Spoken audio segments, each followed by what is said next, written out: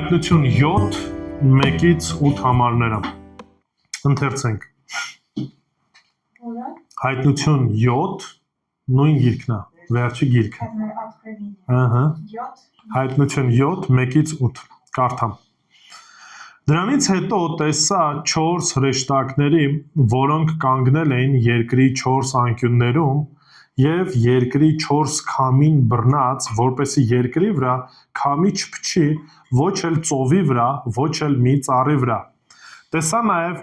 մեկ այլ հրեշտակի, որ բարձրանում էր արևելքից ու կենդանի Աստծո կնիքն ուներ։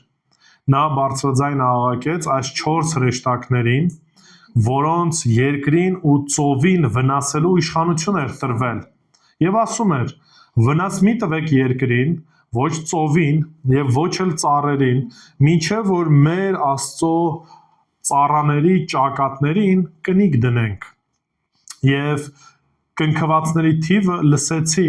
144,000 կնքված Իսրայելի որդիների բոլոր ցեղերից, Հուդայի ցեղից 12,000 կնքված, Ռուբենի ցեղից 12,000, Գադի ցեղից 12,000, Ասերի ցեղից 12,000, Նեփթաղիմի ցեղից 12,000, Մանասեի ցեղից 12,000, Շմավոնի ցեղից 12,000, Ղևիի ցեղից 12,000, Իսաքարի ցեղից 12,000, Զաբուղոնի ցեղից 12,000, Հովսեփի ցեղից 12,000, Բենյամինի ցեղից 12,000։ Ամեն։ Շատ լավ։ Եթե կհիշեք, Հայտնության 6-րդ գլուխը ինչով ավարտվեց։ Որ կնիքն էր, որ այդ կնիքով չէ, 7-րդ կնիքին դեռ չենք հասել։ Ուրեմն հասանք 6-րդ կնիքին եւ 6-րդ կնիքով ավարտեցինք։ Գիշեք ամենավերջում ինչ արտահայտություն էին անում մարդիկ, ով կարող է կանգնել Աստծո առաջ կամ ով կարող է դիմանալ։ Այս հարցով ավարտվեց 6-րդ գլուխը եւ մենք արդեն տեսնում ենք 7-րդ գլխում որոշակի, այսպես ասած, հապավում կամ միջանկյալ բաժին։ Մինչև 7-րդ կնիքը կգա, 7-րդ պատուհասը կամ 7-րդ պատիժը, մենք տեսնում ենք մի կանգ։ Ու այս կանգի շրջանակում արդեն տեսնում ենք 7-րդ գլուխը, ասեմ, որ 8-րդ գլխում է, որ նոր հենց արդեն այդ կնիքը բացվելու է։ Բայց այստեղ կարևոր մի քանի բաներ կա, որոնց վրա որ ուզում եմ ուշադրություն դարձնենք։ Նախ եւ առաջ կտեսնենք հիմա այս ամբողջ 7-րդ գլխում ներկայանալու են երկու տեսակի մարդիկ կամ երկու խմբեր։ 1-ից 8 համարների մեջ տեսնում ենք հրեաներին կամ հրեա ավետարանիչներին, հիմա կխոսենք դրա մասին, շարունակության մեջ արդեն 9-ից 17 համարների մեջ կտեսեք նահատակներին կամ նրանք, ովքեր որ 7 տարվա այդ նեղության շրջանակում հավատացին եւ հանուն հավատքի ինչ եղան, մահացան։ Դա արդեն 7-ից 17 համարներն ենք տեսնելու։ Եվ մինչև առաջի համարը անդրադառնալը կցանկանամ նորից հիշեցնել մի բան, որ Տիրոջ ողորմությունը արտահայտվում է ամեն վարքյան, ամեն մարդու նկատմամբ։ Ինչպես է դա արտահայտվում։ Տերը միանգամից մեղքի, ասենց ասած, որպես հետևանք ֆիզիկական մահը չի տալիս բոլորին։ Մենք նույնիսկ խոսում ենք անձրևը բոլորի մոտ է գալիս, թե հավատացյալների մոտ է գալիս, ի նկատի ունեմ օրինակ արտը ջրելու կամ պաշարները ջրային լրացնելու, թե նաև անհավատների մոտ է գալիս։ Արևը, որ ջերմացնում է, թե ջերմացնում է հավատացյալներին, թե նաև ջերմացնում է անհավատներին, թթվածինը, մյուսը, այսինքն նույնիսկ այն ինչ որ մեր շուրջ բոլորը մենք տեսնում ենք։ Իրականում Աստծո ինչն է, նվերն է, ողորմությունն է, որովհետև Աստված ամեն բան ինչ որ արարեց, մենք օգտագործում ենք։ Ամեն ինչ։ Վերցած այս աթոռից, հիմա կարող ասեք ոնց աթոռը Աստված է արարել։ Պլաստիկը որտեղից է։ Նավթից։ Նավթի վերամշակումից առաջանում է, օգտագործում ենք պլաստիկ ունենք, երկաթը որտեղից, նորից, այն հողերից, այն ժայռերից, որտեղ որ երկաթը հանում են և ձուլում են մաքուր երկաթ են դարձում, ամեն ինչ որ տեսնում եք, Աստված է տվել, մարդը ոչ մի բան նորը չի ստեղծում, այլ մարդը ստեղծում է այն ամեն ինչից, ինչ որ Տերն է, ինչ արել, արդեն տվել, մարդը ուղղակի օգտագործում է այդ ամենը։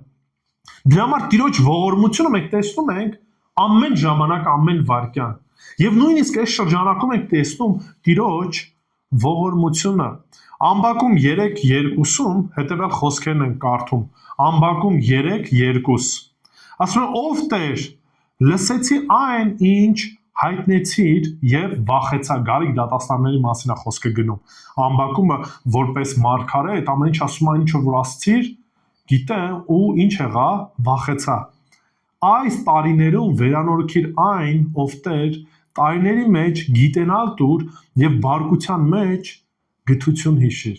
Նորից այդ ամեն ինչի մեջ ինչ անում աղոթում ասում է Տեր քո գթությունը քո ողորմությունը հիշի։ Քո այդ ողորմությունը ցույց տուր։ Եվ այս նույնիսկ պատուհասների մեջ, այս դատապարտության մեջ, մենք նորից տեսնում ենք ինչ Տիրոջ գութը, Տիրոջ ողորմությունը, որտեղից ենք տեսնում։ Առաջի համարը նորից մեկը թող կարդա։ Դրանից հետո տեսա 4 հրեշտակների, որոնք կանգնել էին երկրի 4 անկյուններում, եւ երկրի 4 քամին բռնած, որպեսզի երկրի վրա քամի չփչի, ոչ էլ ծովի վրա, ոչ էլ մի ծառի վրա։ Հիմա նայեք, նախ եւ առաջ երբ որ կարդում ենք սա, երբ որ ասում է երկրի 4 անկյունները, ասեմ, որ հիմա ցավոք սրտի բավականին sense մեծ շարժում կա, թե Ռուսաստանում եմ հանդիպել, բայց ավելի այդ մեծ շարժումը Ամերիկայում է։ Այսօր մարդիկ կան, ովքեր որ կանգնում ու հայտարարում են, որ երկրագունդը տափակ է։ Չգիտեմ, լսել եք դրա մասին թե չէ, բայց իրապես flat earth տենց առանձին մի հատ մեծ շարժում կա, որ այս դարում մարդիկ կան, ովքեր որ հավատում են, որ երկրագունդը տափակ է եւ անկյուններ ունի։ Երբ որ կարդում ենք, որ Աստվածաշնչում ասում է կանգնած էին երկրի 4 անկյուններում, սա չի նշանակում, որ օրինակ համար մի ուղղությամբ գնաք երկրի ծայրն եք հասնելու։ Կամ նույն Մատթեոս ավետարանն ասում է, որ ավետարանը հասցրեք երկրի ծայրերը։ Դա չի նշանակում, որ գնաք, մեկ էլ հոբ երկիրը ավարտվելու է կամ կանգ առնելու։ Սրա մասին չի խոսքը գնում։ Այդ խոսքը գնում է, որ այսպես ասած այն ժամանակվա հասկանալի լեզվով ինչ է ասում 4 կողմերը, մենք նույնիսկ այդ 4 կողմերը քարտեզի մեջ ինչպես ենք նկարագրում, ինչպես ենք ասում Հյուսիս, հարավ, արևելք, արևմուտք։ Մենք էլ ենք այդ տրամաբանությամբ մտածում, մենք էլ ենք այդ տրամաբանությամբ նկարագրում պետությունների կամ քաղաքների որտեղ լինելը, ճիշտ է։ Եվ սա նորմալ է, որ այս արտահայտությունը կա, եւ մենք չպետք է հասկանանք, որ երկրագունդը տափակ է, 4 անկյուններ ունի, հրեշտակներն էլ կանգնած են, եթե նույնիսկ խորանանք ավելի դիցաբանության մեջ, փղերի վրա է կանգնած, փղերն էլ մեծ կրիայի վրա են կայնած եւ այլն եւ այլն։ Սա դրա մասին չի խոսքը գնում։ Հիմա, երբ որ նայում ենք դրանից հետո 4 քամիները, հիմա նայեք, երբ որ կհասնենք հայտնություն 8-րդ գլուխ, կտեսնենք, որ այդ 4 քամիները նորից խորհրդանշում են Աստծո պատժիչ դատաստանները։ Դրա համար այս 4 քամիները ավելի 8-րդ գլխում հայտնության ավելի པարզ կլինի, բայց հիմա ուշադրություն դարձրեք, որ այս գալիք դատաստանները 4 հրեշտակներն ինչ են անում։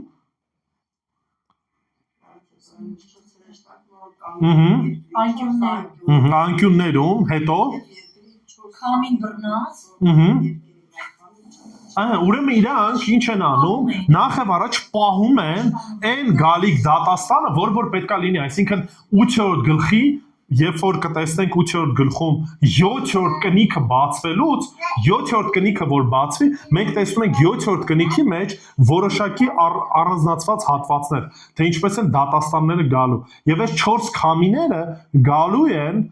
7-րդ կնիքի ժամանակ։ Եվ մինչև այս 7-րդ կնիքը ինչ կաներ, կբացվեր, հիշում եք կնիքը որտեղից էր։ Այն մագաղատներ կամ այն գիրքներ, որը որ կնքված էր 7 կնիքներով։ Եվ մենակ իրավունք ուներ բացելու Աստծո գառը, որ Տեր Հիսուս Քրիստոսն էր։ Ու մենք արդեն խոսեցինք, հասանք մինչև 6-րդ կնիքին։ Հիմա մինչև 7-րդ կնիքը կբացվի,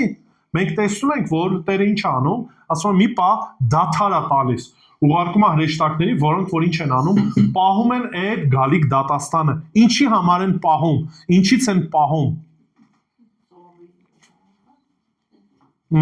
Շարունակությունը։ Տեսա նաև մեկ այլ հրեշտակի, որ բարձրանում էր արևելքից ու կենդանի Աստծու կնիքն ուներ։ Նա բարձրաձայն աղաղակեց այն 4 հրեշտակներին, որոնց երկրին ու ծովին վնասելու իշխանություն էր տրվել։ Նայեք, հիմա արևելքը միշտ խորհրդանշել է աստվածային փրկությունը։ Մեկը թող բացի Ղուկաս 1:78։ Ղուկաս 1:78։ Շնորհիվ մեր Աստծո գթառած ողորմության, ծագող արեգակը կայցելի մեզ բարձունքից։ Նայեք, երբ որ ասում է ծագող արեգակը, ի նկատի ունի որտեղից։ Արևելքից, այսինքն փրկության, ոնց որ ասած ուղղությունը, երբ որ ասում է հրեշտակը այդ ուղղությամբ է գալիս, այդ կողմից է գալիս։ Նույնիսկ խորհրդանշում է ինչը, աստվածային փրկությունը, որը որ այդ կողմից է գալիս։ Բացի դրանից նաև տեսնում ենք, որ որոշակի, այսպես ասած, հրեշտակների մեջ ինչ կա, տարբերություն կա։ Մի հրեշտակ իրավունք ունի ինչ անելու, հրամայելու։ Հիմա այս մեկը կնքելու է, այնանք պահելու են, ինչ ասում, ասում է, որ պետքա պահեք այնքան ժամանակ, մինչև որ ինչ պետքա տեղ ունենա, ասում է, ուներ կենթանի Աստծո կնիքը իր ձեռքերում։ Գործովի վնասելու իշխանություններ տրվել։ Հիմա նայեք, հեսա կխոսենք դրան։ Հիմա նայեք, կնիքը, մենք մի փոքր դրա մասին արդեն խոսել ենք։ Ինչն էր խորհրդանշում։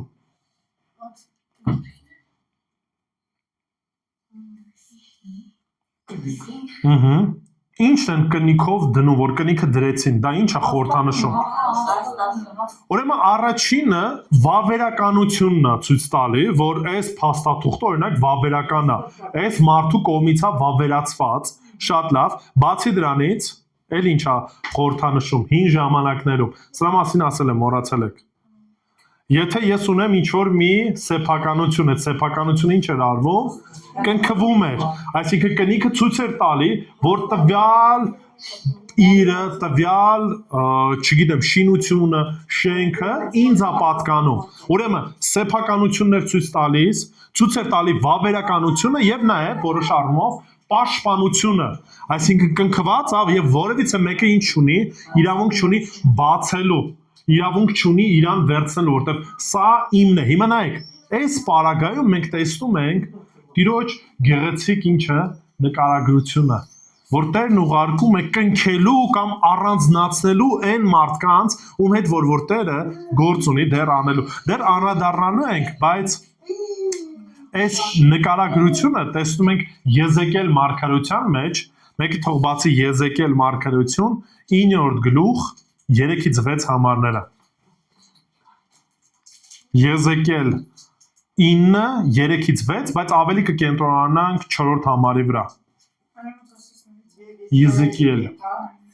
9, 3-ից 6 համարները թող մեկը կարդա։ Իսրայելի Աստծո վեր բարձրացավ այն քերոբեի վրայից, որի վրա էր դեպի տան շեմը եւ կանչեց քաթանով զգեստավորված այն մարդուն, որ գրագրի թանաքաման ուներ մեջքին։ Եվ Տերը նրան ասաց. անցիր քաղաքի միջով, Երուսաղեմի միջով եւ նշան դիր այն մարդկանց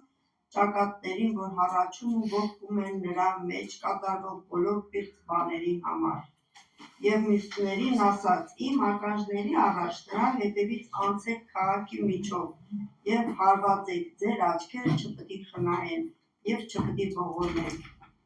Սպանեք ու ոչնչացրեք ծերերին, երիտասարդին, հույսին, երեխային ու կանանց, բայց ամեն մեկին ում վրա նշան կա, մի մոտեցեք ու սկսեք իմ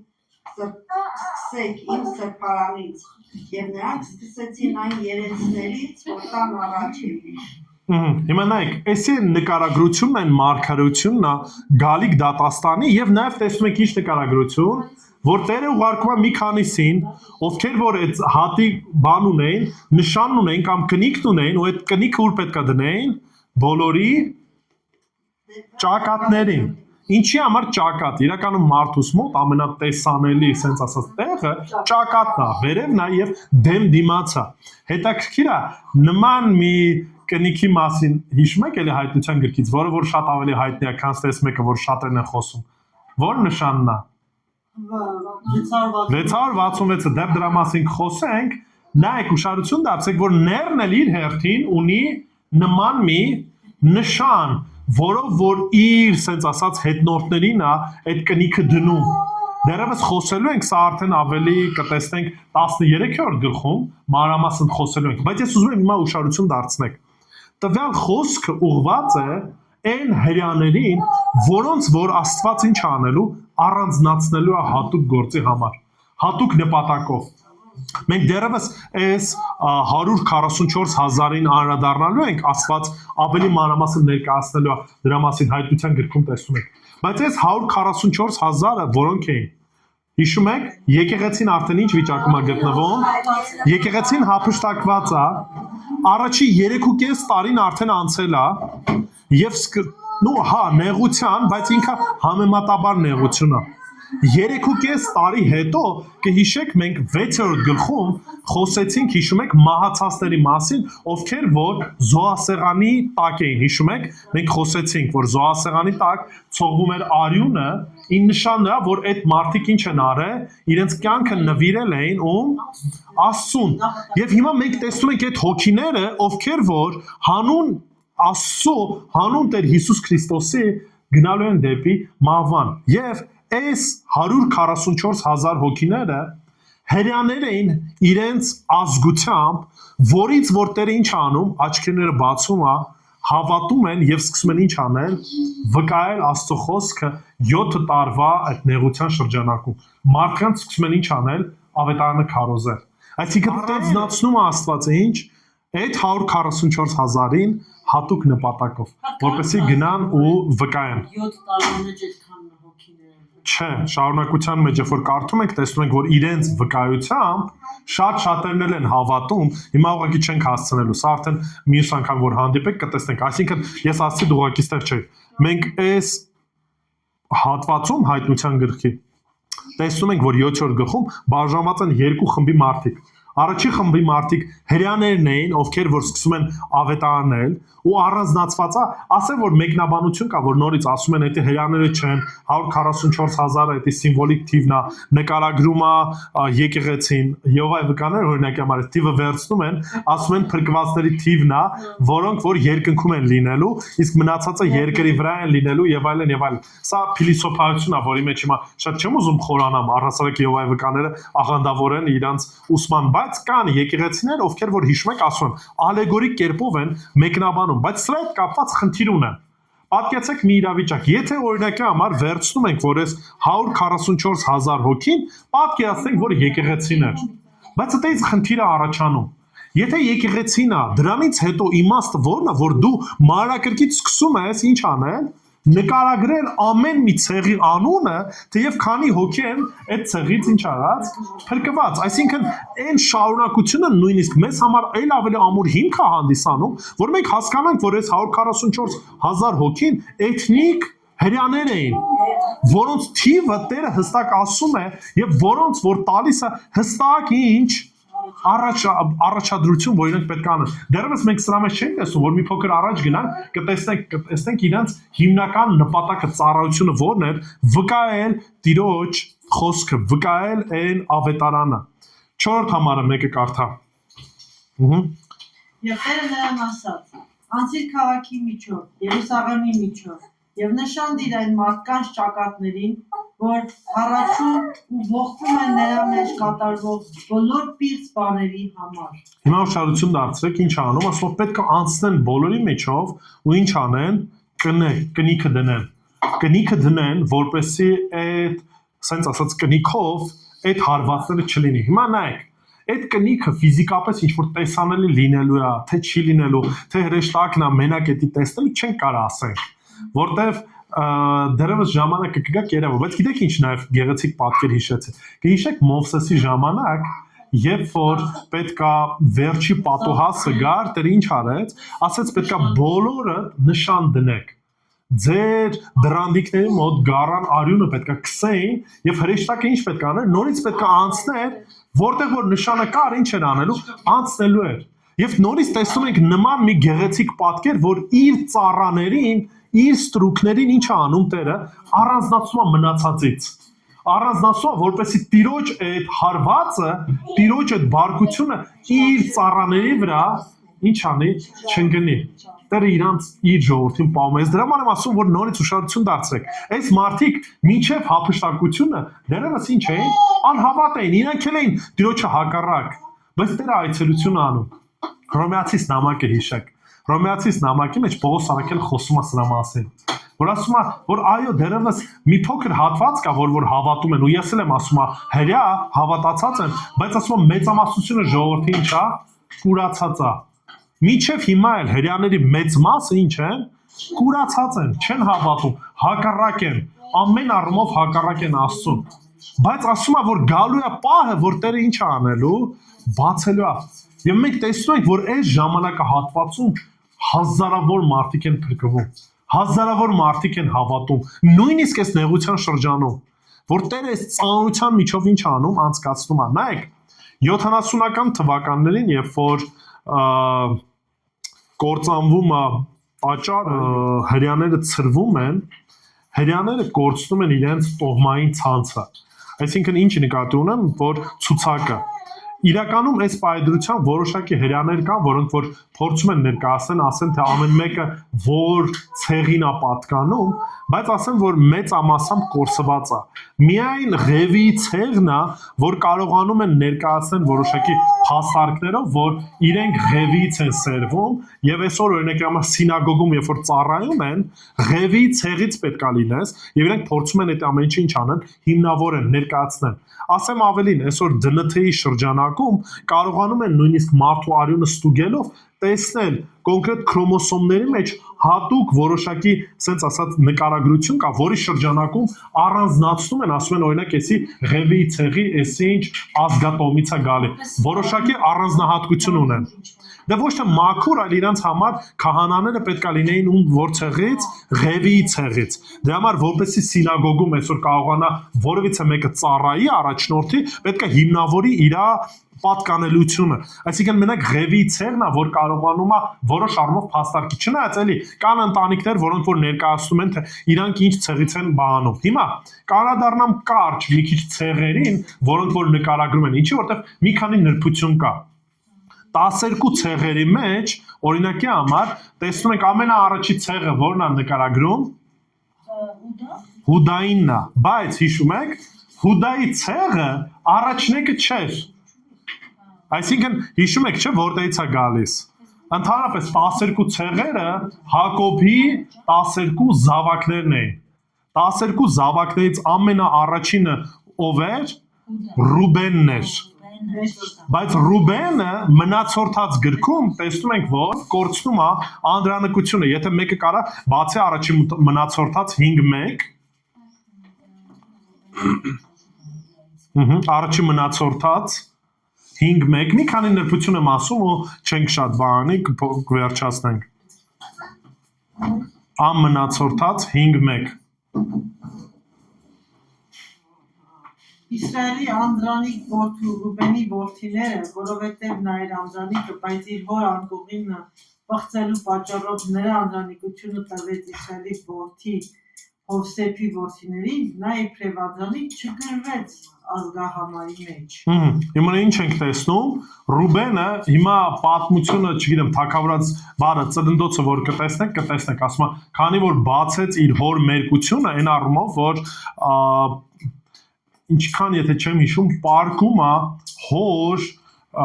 ծառաներից կամ հարճերից մեկի հետ, չիմանալով, բայց եւ այլն այդ ամեն ինչը հետևանք է ունենում։ Հիմա ասում եմ, քանի որ այդ ամեն ինչը տեղի ունեցավ, Ռուբենը կորցնում է ինչը, անդրանիկությունը, եւ այլևս անդրանիկ չի։ Հուդան ինչի է շեշտում այդ դեպքում առաջինը։ Ում ցեղից եղավ Մեսիան։ Հուդայի, ասեք, ուղիղ ասեք։ Հուդան սերվում է, Հիսուս Քրիստոսը սերվում է Հուդայի ցեղից։ Դավիթ թագավորն էր Հուդայի ցեղից։ Այսինքն առաջին Հուդան է, որովհետև մեսիական թագավորական տոհմն է Հուդայի տոհմը։ Բացի դրանից, նաև տեսնում ենք, որ այս տոհմածառի մեջ բացակայում է Դանի տոհմը։ Այսինքն, երբ որ 12 սերունդերը տեսնում ենք, 12 զավակներից մեկը Դանն էր։ Դանը ինչի է կորցնում կամ ինչի չի ներկայացվում այստեղ։ Նախ եւ առաջ տեսնում ենք, որ Ամոց 8:14-ում եւ դատավորած 18-ում տեսնում ենք, որ Դանի ցեղը ընկնում է կատարելապես ծայրահեղ կռապաշտության մեջ։ Բացի դրանից որոշակի մեկնաբանություններ կա, որ Դանի ցեղից է գալու նաեւ ով Հակաքրիստոսը, ները։ Ընդամենը մի հատված կուզենամ կարդամ, որպեսզի հասկանաք, թե որտեղից է գալիս այս մեկնաբանությունը։ Ծննդոց 49, 16-ից 18, մեկը թող բացի կարդամ։ Ծննդոց 49, 16-ից 18, նայեք, ծննդոց 49-ում տեսնում ենք, որ Հակոբը վերջի խոսքն է ուղում իր զավակներին։ Հուդային խոստանում է այն գալիք, ասենց ասած օրհնությունները, բայց ուշադրություն դարձեք Դանի հետ կապված ինչ է ասում։ Ծննդոց 49, 16-ից 18, եթե մեկը բացել է, խնդրում կարդացեք։ Դատի իր ժողովրդի Իսրայելի ցեղերից մեկի նման։ Դանը մի օծ կլինի ճանապարհի վրա, մի իր արահետի վրա կծում է ձիուն գարշապարը, եւ հետյալը վայր է ընկնում դեպի վեր։ Փոքրության եմ սպասում ովտեր, գադի վրա կհարցակվի մի կուր։ Չէ, այլ գադը հիմա պետք չի։ Հիմա ուշադրություն դարձեցիք, Դանին ինչպես է նկարագրում։ Դանը ասում է ինչ ես լինելու, օծի պես ես լինելու, գարշապարն ես խայթելու, ծննդոց գրքում հիշում եք, սատանան ինչ կերպարով ներկայացավ, օծի կերպարով ներկայացավ, բացի դրանից, երբ որ տեսնում ենք Եվայի նկարագրությունը կամ երբ որ տեսնում ենք գալիք սերունդի հետ կապված, ինչ է ասում, ասում է քո սերունդը ջախջախելու է օծի գլուխը, իսկ օծը խայթելու է քո գարշապարը։ Եվ երբ որ տեսնում ենք որոշակի նկարագրություն Դանի հետ կապված, Դանի ցեղի, որոշները կան, որպես մեկնաբանություն ասում են, որ հակաքրիստոսը հենց ները լինելու է Դանի ցեղից։ Եվ բացի դրանից, որ Դանը կռապաշտության մեջ էր ընկած, մենք տեսնում ենք, որ այս նկարագրության մեջ Դանը ինչ է անում, բացակայում է։ Բացի դրանից Եփրեմի փոխարեն նկարագրված է կամ նշվում է Հովսեփը։ Ինչու, որտեվ նորից տեսնում ենք, որ դատապարտված էր կռապաշտության համար, հիմա Օվսե 4:17-ում կարող եք կարդալ, դրա մասին չենք խոսելու, բայց տեսնում ենք նաև Ղևին ա որ ներառված։ Կհիշեք Ղևի ցեղը ներառված չէր, երբ որ 12 ցեղերին բաժանվում էր հողերը։ Ինչու։ Ղևին չուներ հողատարածք, բայց պետք է Ղևին ամենուրեք լիներ եւ տիրոջ ծառայությունը կամ տիրոջ քահանայական ծառայություններ անելու։ Այս պարագայում հողի խնդիր չկա եւ մենք տեսնում ենք, որ Ղևիի ցեղը ինչ է արված, նկարագրված է կամ ներառված է այս ցեղերի, ասենց ասած, նկարագրության մեջ, այսինքն Տերը ներառում է նաեւ Ղևիի ցեղից։ Հիմա, եթե մարդիկ իրականում չգիտեն օրինակի համար որ ցեղից են պատկանում, Աստված այդ ամեն ինչը գիտի թե ոչ։ Միանշանակ գիտի։ Դրա համար էլ Աստված կարողանում է հստակ առանձնացնել ամեն մի այս ցեղերից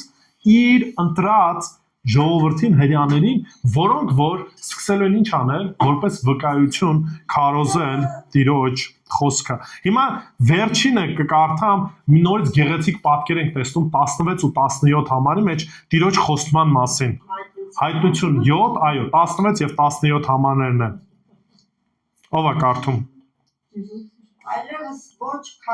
քաղցելու են, ոչ էլ ծարավելու, եւ ոչ արևը նրանց վրա կընկնի, ոչ էլ տապը, որովհետեւ գառը, որ գահի մեջտեղում է, կհովվի նրանց ու կարաշտորտի դեպի կենակ ջրի աղբյուրները, եւ Աստված կսրբի ամեն արտասուն տնանց աչքերի։ Ուշադրություն դարձեք հիմա այդ գեղեցկությունը, այո, հանուն հավատքի իրանք ինչ եղան, մահացան, հալածանք կրեցին։ Եվ դրանից հետո հիմա արդեն գառան առաջ են կանգնած, բայց ուշադրություն դարձրեք։ Գառը այլևս չի զոհվում, այնտեղ չի ասում մորթված գառը, այլ գառը ինչ է անում, ինչ է անելու։ Ուշադրություն դարձրեք, գառը արդեն ներկայանում է որպես հովիվ։ Սովորաբար գառը չէ հովի կարիք ունի։ Բայց ստեղ արդեն Տեր Հիսուս Քրիստոս ներկայանում է որպես հովիվ, ով ինչ է անելու, ով հովվելու է, ով խնամելու է, ով պաշտպանելու է եւ այդ գեղեցիկ ուղղակի նկարագրությունը տեսեք։ Ասում է այլևս ինչ չի լինելու։ Այլևս սով չի լինելու, ծարավ չի լինելու, այլևս ոչ մի խնդիր է ձև ասած չեք ունենալու, ինչու, որովհետեւ Տեր Հիսուս Քրիստոս հովվելու է։ Ոչ միայն հովվելու է, այլ նաև ուր առաջնորդելու դեպի կյանքի ջրի աղբյուրները։ Այսինքն տանելու այնտեղ, որտեղ որ կարիքն է, ինչպես որ հովիվն է գառերին տանում դեպի այդ խոտավետ արետները, որտեղ որ այդ ջրերն է, նույնպես տեղ ասում են ինչ անելու, Տեր Հիսուս Քրիստոսը իր հավատարիմ ծառաներին առաջնորդելու, իր հավատարիմ ծառաներին այցելելու եւ դրանից հետո ասում է Աստված նաեւ կսրբի ամեն արցունք նրանց աչքերից։ Ուշադրություն դարձնում եք այս գեղեցիկ պատկերը եւ սա է մեր հույսը։ Ես դրա համար եմ ասում, որ այո, նույնիսկ այդ նեղության շրջանակում Տերը ինչ անելու, այցելելու է, ողորմելու է եւ վերջի համարը կուզենամ կարդամ, սա արդեն վերաբերվում է ամենավերջում հայտնության։ Դեռևս նրան հասնելու ենք, բայց շատ նման է այն նկարագրությանը, ինչ որ տեսանք, նաեւ այն նկարագրությանը, որ տեսնում ենք հայտնություն 21:3-ում։ Հայտնություն 21:3։ Ուշադրություն դարձեք, ասում է. «Եվ գահից մի ուժեղ ձայն լսեցի, որ ասում էր. ահա Աստծո խորանը, որ նա բնակվելու է մարդկանց հետ»։ Ուշադրություն դարձեք, խոստանում է գալիք Տիրոջ ներկայությունը անընդհատ։ Նրանք կլինեն նրա ժողովուրդը, բոլոր նրանք, ովքեր որ ինչ արեցին, հավատացին։ Նրանք բոլոր նրանք, որոնք որ մարդկության ողջ պատմության ընթացքում հավատացել են Աստծուն։ Եվ ասում է, իսկ ինքը կլինի նրանց Աստվածը, որ նրանց հետ է։ 4-րդ համարը մեկը թող կարդա։ Եվ նրանց աչքերից պիտի սրբի ամեն արտասում, այլևս մարդ չի լինելու նաև սուտ, ոչ աղաղակ, ոչ ցավ, որտեղ նախկիներն անցած։ Ուշադրություն դարձեցիք, նորից այդ նույն գեղեցիկ պատկերն ենք տեսնում։ Այստեղ Աստված առանձնացնում է հրյաներին, որոնք որ պետքա վկայեն, շարունակության մեջ կտեսնենք, նաև այդ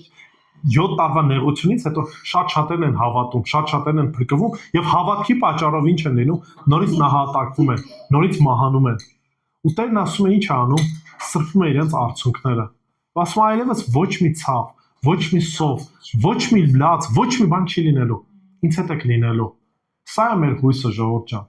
Դա համար այո, թեև հիմա դժվարություններ, խնդիրների միջով անցնում ենք, բայց այս ամեն ինչի ավարտը նորից այն հույսն է, որ մենք ունենք։ Դա համար հայտնության գիրքը սարսափելի գիրք չի, ժողովուրդ։ Իրականում ինչ որ կարդում ենք, տեսնում ենք նորից Տիրոջ ողորմությունը,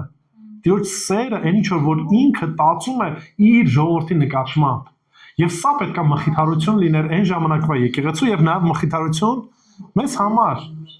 որ եթե կգնաք ավետարանը քարոզելու, ձեզ կհալածեն, ձեզ կպիտակավորեն, նույնիսկ ինչ որ տեղ էլ գուցե կսպանեն, դեն ինչ է ասում,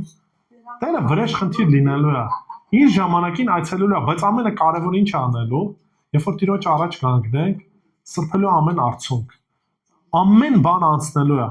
եւ Տիրոջ հետ ենք լինելու, սա է մեր մխիթարությունը, սա է մեր հույսը, որ այն գառը, որ խաչվեց, մահացավ, իր արդար դատաստանն է տեսնելու, բայց դրա հետ մեկտեղ ազատելու է ու պաշտպանելու է իր ժողովրդին։ Տերը օրհնի բոլորին, աղոթենք ու ավարտենք։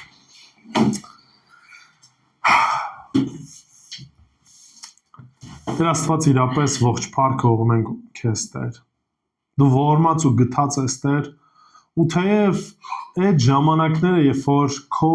դատաստաններն են հեղվում մարդկության ողջ ամբարշտության, անհավատության եւ մեղքի վրա, Տեր, դու նաեւ քո ողորմությունը ես ցույց տալիս, Տեր։ Ողորմություն ես ցույց տալու ուղարկելով քո վկաներին, որպեսզի ճշմարտությունը փոխանցեն եւ ճշմարտության միջոցով նույնիսկ այդ ժամանակ մարդկանց փրկես, Տեր։ Իրենք որ դու ես պահում, պաշտպանում եւ Տեր, այդ գեղեցիկ պատկերը, որ տեսանք, այն մեր հույսն է, Տեր։ Որտեւ դժվարություններով ենք անցնում, խնդիրներով ենք անցնում, Տեր, լուրջ չմնանք, այլ ավետարանի ճշմարտությունը տարածող լինենք, Տեր։ Պատրաստ լինենք մեր կյանքը տալու, ինչ որտեվ դու նախ եւ առաջ սիրեցիր եւ դու քո կյանքը տվեցիր, Տեր։ Ոստի աղոթում եմ օգնիր, որ այս խոսքերը լսողները, Տեր, իրապես քաջալերվեն վկայությունը տարածելու, ավետարանը տարածելու մեջ, Տեր Աստված, որովհետեւ մենք հավատարիմ լինենք մեր ժամանակի, մեր ընթացքի մեջ, եւ սա մեզ համար քաջալերություն լինի, Տեր, որ այո, դու քո ժամանակներում պահում ես եւ քո հրաշքն ես տալիս, Տեր, քո հրաշքն ես անում, պահում ես, պահպանում ես։ Ոստի ամեն ինչի փառքը նորից ուղղում ենք քեզ, դու փառավորվիր, Տեր, Հիսուս Քրիստոսի սուրբ անունով, ամեն։